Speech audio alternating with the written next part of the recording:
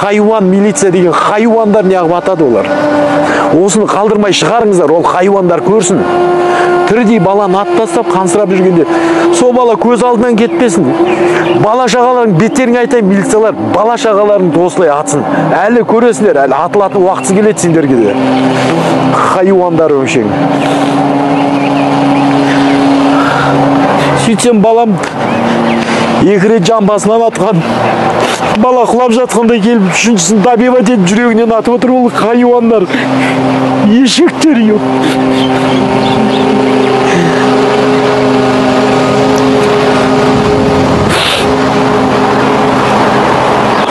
Моргқа барсам, қарасам балам жатыр.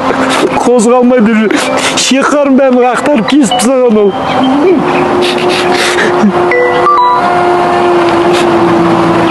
Он сегіздегі бала қандай?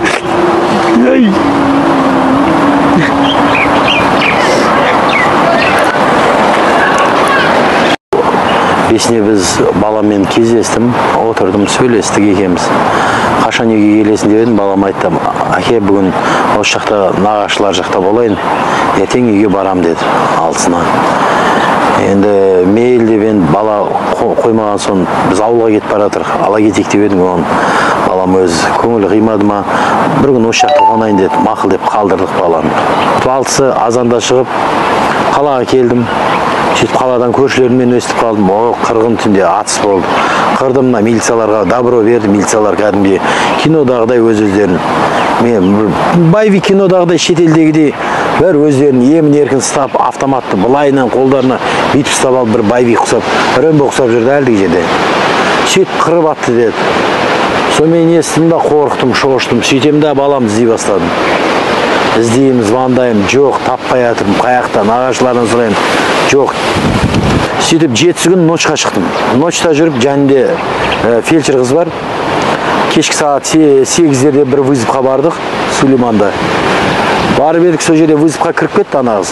Сол жерде маған звондады. Ол кім екен деп сұрап едім. Қуатбеков Нұрсұлтанның әкесісіз ба деді. Иә дедім. Сөйтіп, иман саламатты болсын, опознанияға келіңіз деді.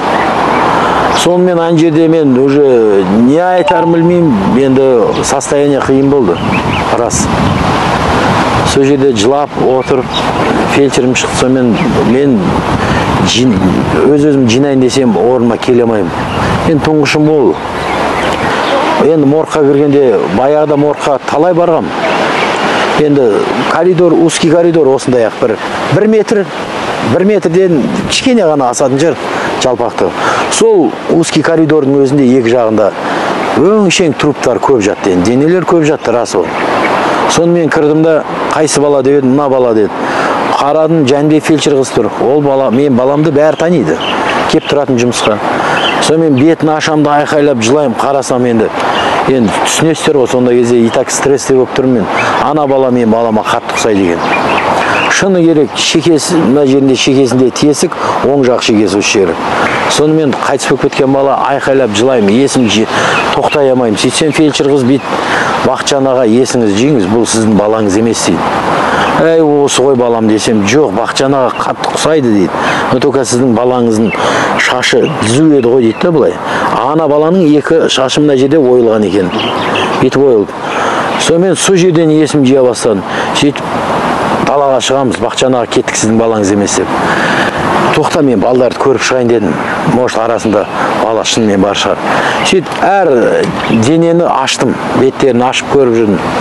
Енді жас қыздар болды, жас балдар болды. Өтірік алдамай қоям, бір 17 жастағы балдар да болды, жерде денесі жатты, рас. Көкірегінен, шекесінен атып тастаған. Бәрін көрдім, примерно 30 шақты балдарды көрдім. Өтірік алдамай қояйын, о жерде рас. Ертесіне Төлебидегі емсоққа бардық. Төлебиде как раз жас балдардың бәрін сол жерде қамап атты ғой. Сол жерге барып сұрайын десем, машинені қойдым да түсіп келе жатырмын. Стоять деп милициялар. Енді өз-өздерін айтып жатырмын ғой. Ана жерде бізде шаш ал десе бас алатын адам. Қазақпыз ғой, рас. Милициялар міне былай, қолдары былай, перчаткілерін бүйтіп киіп алған, өздерінше былай аспанға оқ атып келеді, мына жерге тақайды. Иә, маған шегеме тақ демей айтам бе? Не болды бауырым? Немді енді өзің ашулы тұрсың, итак балаңды таба алмай жүрсің. Не болды бауырым? Атасың да ат деп. Сөйтіп мен өзім военчастьта істегем 17 жыл.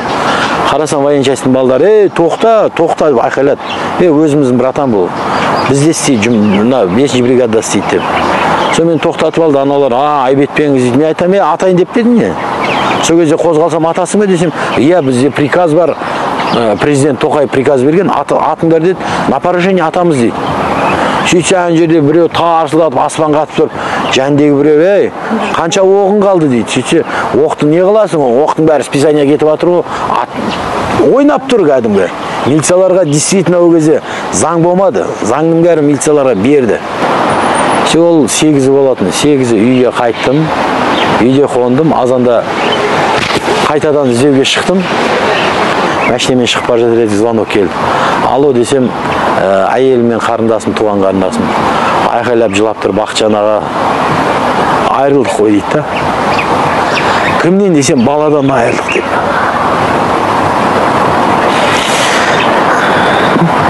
Сөйтсем, мына хайуандар ат бастаған. 18-дегі балам, неге мына хайуан, милиция деген хайуандар неғып атады олар? Осыны қалдырмай шығарыңыздар, ол хайуандар көрсін. Тірідей баланы ат тастап, қансырап жүргенде, сол бала көз алдынан кетпесін. Бала шағалардың беттерін айтайын, милициялар, бала шағаларын осылай атсын. Әлі көресіңдер, әлі атылатын уақытсы келеді сендерге де. Хайуандар өңшең. Сөйтсем балам екі рет жамбасынан атқан. Бала құлап жатқандай келіп, үшіншісін добивать етіп жүрегінен атып отыр, ол хайуандар. Ешектер yok.